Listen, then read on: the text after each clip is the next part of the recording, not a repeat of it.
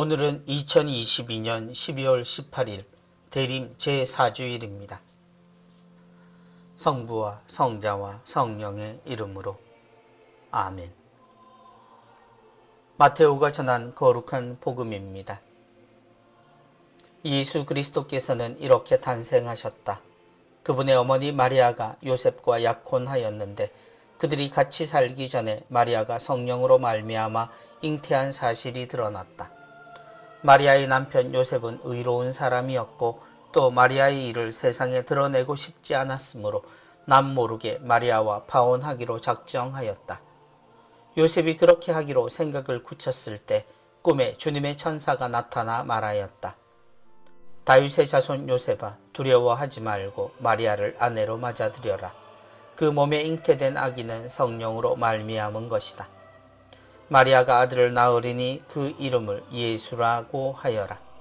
그분께서 당신 백성을 죄에서 구원하실 것이다. 주님께서 예언자를 통하여 하신 말씀이 이루어지려고 이 모든 일이 일어났다. 곧 보아라, 동정녀가 잉태하여 아들을 낳으리니 그 이름을 임마누엘이라고 하리라 하신 말씀이다. 임마누엘은 번역하면 하느님께서 우리와 함께 계시다는 뜻이다. 잠에서 깨어난 요셉은 주님의 천사가 명령한 대로 아내를 맞아들였다. 주님의 말씀입니다. 그리스도님 찬미합니다. 그들이 같이 살기 전에 마리아가 성령으로 말미암아 잉태한 사실이 드러났다. 대림의 두 번째 시기에 들어와 우리는 마지막 남은 초 하나에 불을 켰습니다. 이제 4000년의 기다림이 무르익어 주님의 성탄을 나타내는 우리의 시간이 찾아왔습니다. 그러나 그 4000년이 완전한 기다림이었는지 아무도 알지 못했습니다. 마치 주님의 말씀을 되짚어 살펴보듯 우리에게 처음 오신 주님의 탄생의 의미를 생각해보며 우리가 기다리는 주님의 다시 오심을 짐작해 봅시다. 주님 성탄의 날을 몰라 우리는 이 겨울 흰눈을 상상하는 어느 한날을 주님이 오신 날로 기억하지만 우리의 이 초라한 현실처럼 예수님의 탄생은 어느 날, 어느 밤인지도 모를 날에 이루어졌습니다.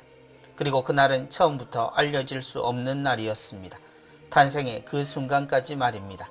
바로 동정녀의 잉태가 지닌 진실입니다. 그들이 같이 살기 전 천사의 방문을 받았던 성모님은 자신이 아직 남자를 알지 못한다라고 고백합니다. 그들은 함께 살기 전이었다는 이야기입니다.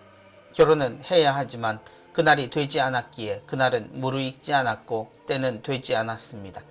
근거도 희박하고 모든 것이 부족하기만 한 꿈인 듯 싶을 때 성령의 잉태는 이루어집니다. 그리고 심지어 그 남편인 요셉조차도 모르는 순간에 주님은 세상에 오셨습니다. 동정녀는 깨끗하고 순수한 단어로 우리 머릿속을 차지하지만 실제 그 말은 부족함을 뜻합니다. 완성되지 못한 사람입니다. 거들 짝이 없는 못 갖춘 마디의 상태에 하느님이 오셨다는 것입니다. 마리아의 남편 요셉. 남편이지만 그조차 완벽하지 못했던 것은 요셉 역시도 마찬가지입니다.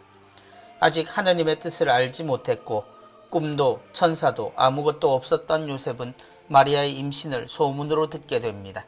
그리고 그는 두 갈래의 길에서 당황합니다. 의로운 요셉이 불의한 듯 보이는 소문 앞에서 갈등을 하게 됩니다. 영문도 모르고 말입니다. 남모르게 마리아와 파혼하기로 작정하였다. 결국 요셉의 선택은 의로움을 벗어납니다. 자신의 탓이 아님에도 그는 그 이유를 모를 불행한 일의 한 부분이 되기로 합니다. 이미 정혼을 했음에도 남모르게 라는 단어는 이 파혼을 정당한 것으로 하지 못했다는 의미입니다. 동정녀의 잉태만큼 이 모자란 남편의 처지도 안타깝기 그지없을 때 이미 하느님은 우리 안에 와 계셨습니다. 평생을 법대로 살던 이가 법을 어기고 비켜가게 된 셈입니다. 어이없게도 그 이유는 이유를 몰랐기 때문입니다. 요셉이 그렇게 하기로 생각을 굳혔을 때 꿈에 주님의 천사가 나타나 말하였다. 동정녀 어머니와 의인을 내려놓은 아버지 요셉 사이에 예수님이 오셨습니다. 첫 번째 오심은 그렇게 그날과 그때는 아무도 모른다는 말씀이 이미 이루어진 것입니다.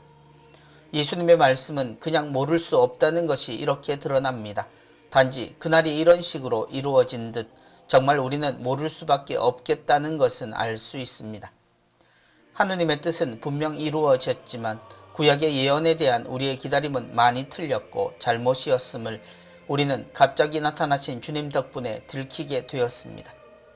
부족한 중에 오신 주님은 완벽히 우리를 사랑하셨지만 4천년을 기다렸다는 인류는 우리를 그냥 말로만 의인과 죄인으로 구분지었을 뿐 하느님의 뜻도 깨닫지 못했고 눈에 보이는 대로 느끼는 대로 우리를 먼저 판단하고 나누어가며 하느님을 말하고 눈물 짓고 기도했습니다.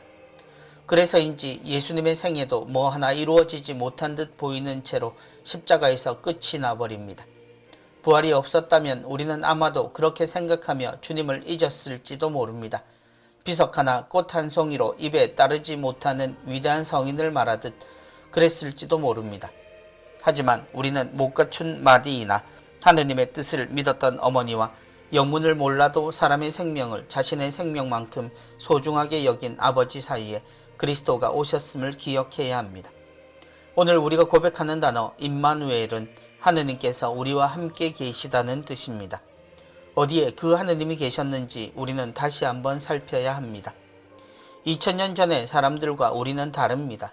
그래서 우리는 이 단어의 의미를 알아들어야 합니다. 곧 우리는 부족함을 놓고 하느님 앞에 서지 못합니다. 그럴 때라도 우리를 사랑하시고 우리에게 완전히 생명을 주시는 하느님을 보았고 들었으며 경험한 우리는 지금도 온전히 우리에게 오시는 성체 속의 주님을 알기에 임마누엘이 단어가 아니라 현실임을 알아들어야 합니다. 임마누엘, 그 말은 아름다운 미사여구가 아니라 현실이며 언제나 우리를 통해 드러나는 하느님의 위대한 기적입니다. 잊지 말고 기쁘게 기다립시다. 성부와 성자와 성령의 이름으로 아멘.